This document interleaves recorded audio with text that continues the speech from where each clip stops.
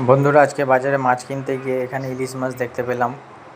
তারপর দেখলাম এখানে রুই মাছ রয়েছে। রুই মাছটা খুব একটা খারাপ না, ভালোই লাগলো। তখন মাসি বললাম, মাসি রুই মাছটা কাটো। ওয়েট করলো, 1 কিলোর মতো ওয়েট হয়েছে। দিয়ে বললাম, কাটো রুই মাছটা, কাটো, ভালো করে পিস বার করবে আর পেটি বার করবে। মাসি কী করছে, কী করবে বুঝতে পারছে না।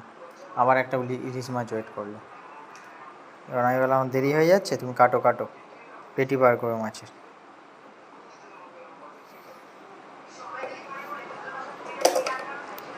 ওই আমার মাছটা কাটা শুরু করলো। আমি বললাম, পেটি বার করে ভালো পিস বার করো। দিয়ে তখন মাছটাকে নিয়ে চলে এলাম আমি।